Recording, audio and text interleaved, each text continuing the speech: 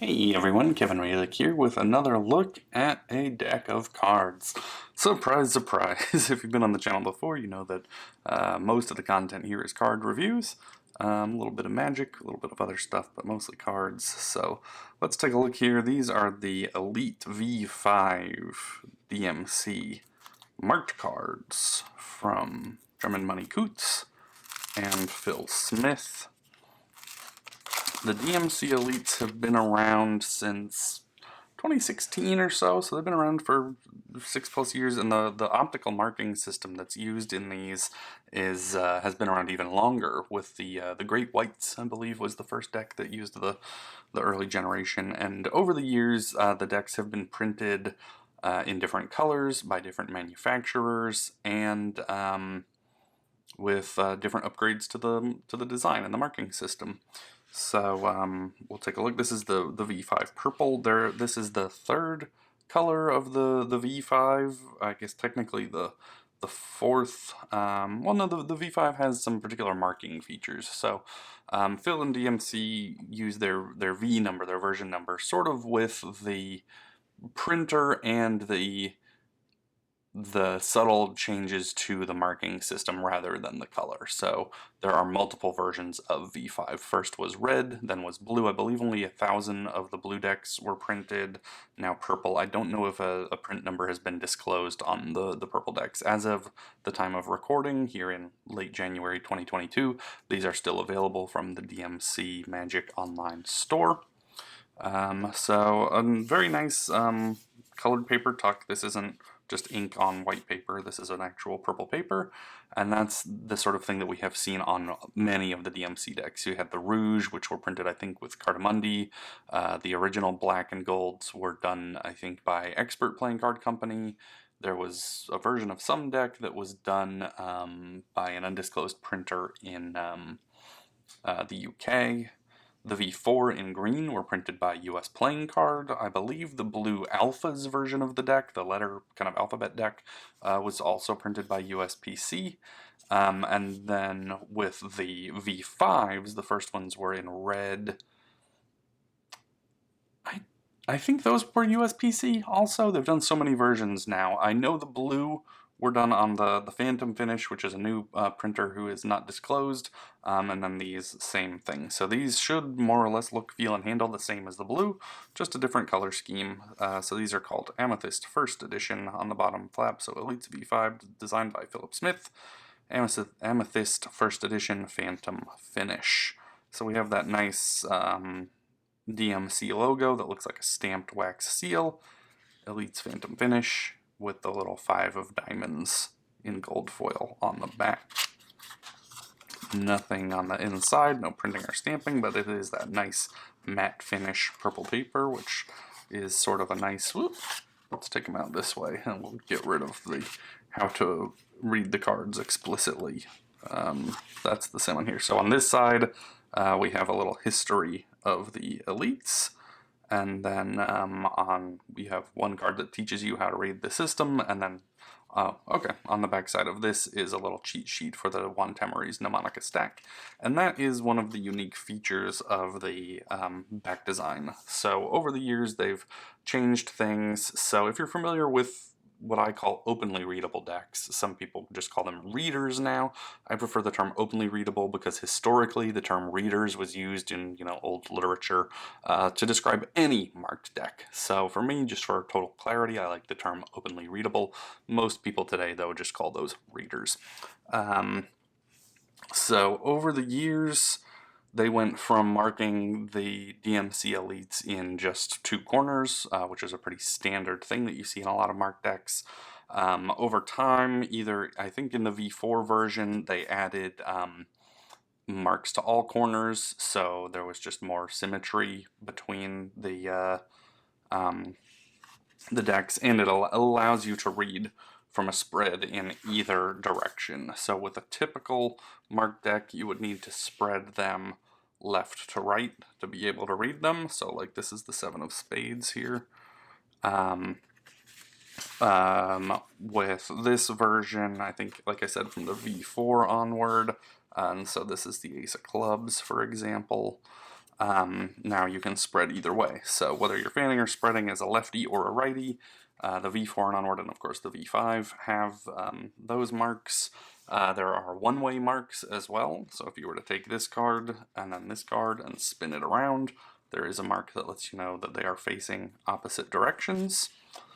The V5 added in marks for the Juan Tamariz Mnemonica stack deck system. So Mnemonica is a memorized stack.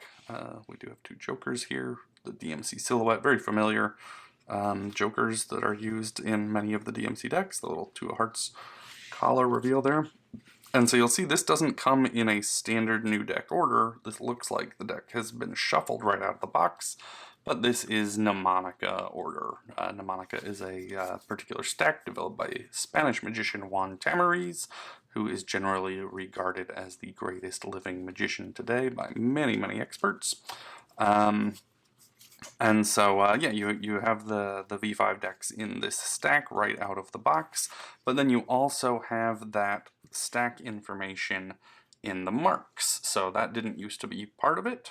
So now let's say if we were to cut here, I see here not only that this card is the two of diamonds, but it also has the number 19 on it. So we see two of diamonds, we know that that's 19, and so that means that we would have 1, 2, 3, 4, 5, 6, 7, 8, 9, 10, 11, 12, 13, 14, 15, 16, 17, 18 cards here, making this the 19th card.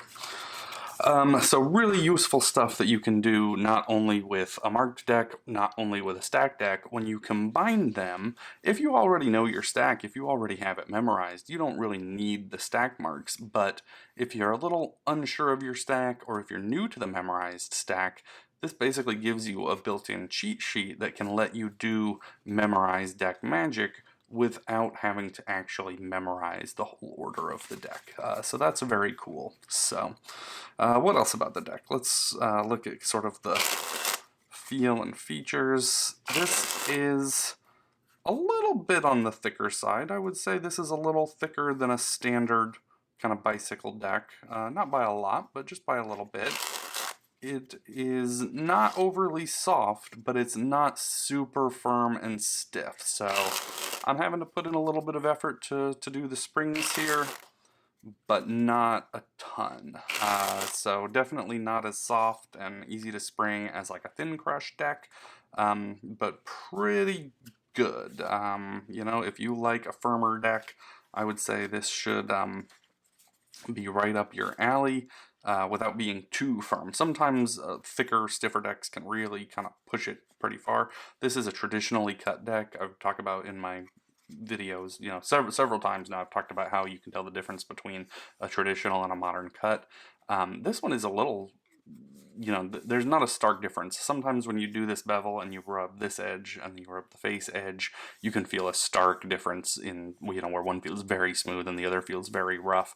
The edges of this deck are really nicely cut. They are smooth without being like glass. They're not overly smooth, so they just have a little bit of texture to them.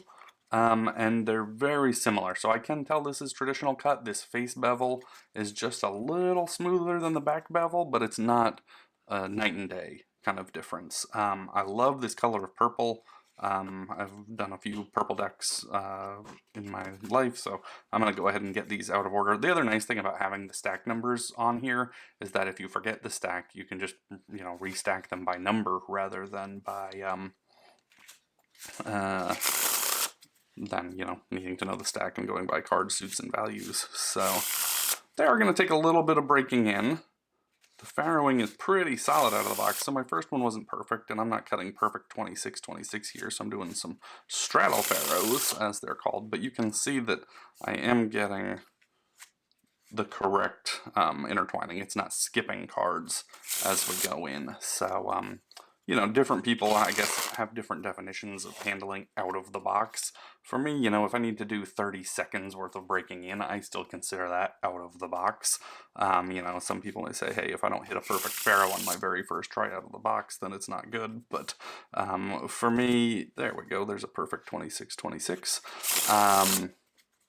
For me, it's, yeah, one of those things of like, I don't want to spend hours or days breaking in my cards, but minutes to me is perfectly acceptable. So these feel to me really nice, nice smooth edges. The registration, which is the centeredness and the evenness of the cutting, looks spot on. You know, it's what I would call a standard thin border. So a standard bicycle deck has a pretty fat border compared to these, but this is a pretty typical thinner border width that we're starting to see these days in custom decks. And the evenness looks really spot on. The fanning is pretty darn smooth. So, and then as we look at the faces, they are more or less standard. There is a one-way element built into the faces, and the color scheme is just a little different than standard. Obviously, black is normal. This is just a slightly darker red than your standard red that you would find on like bicycle decks and that sort of thing. But obviously, your lay audience is never going to notice that sort of thing, and so these are going to look and feel very familiar. So yeah, I would rank these very highly. If you have the blue ones, I don't have those right here side by side. I do have those. I've done a video on them. You can check out my channel and see my video on the blue deck. But in terms of quality and feel, the stock is nice. The finish and coating are really nice. The handling out of the box is quite good. You know, I don't foresee that I would, you know, want to do any particular tricks or sleights that this deck wouldn't be able to accomplish. Yeah, as far as utility, having really easy to read marks that are well camouflaged, a lay audience is never going to see these, and I know that because I've used the DMCs for over 5 years in performance for lay people. Nobody has ever spotted the marks. So they're quick and easy to read. Here's the 7 of diamonds. But then with that added bonus of having these come in the Mnemonica stack out of the box and having that stack information built in, this is a very powerful magic tool. So I almost kind of hate that it's out there. I hate to say too much about it to let people know that this sort of thing exists. But yeah, this is really a terrific deck of cards. Like I said, these are still in stock as of the time of this video going up. So yeah, if you've missed out on any of the past colors or anything, if you're into a purple deck, I can highly recommend this version of the V5 DMC Elites from Drummond Money Coots and designed by Phil Smith. Thanks very much, and we'll see you in the next one.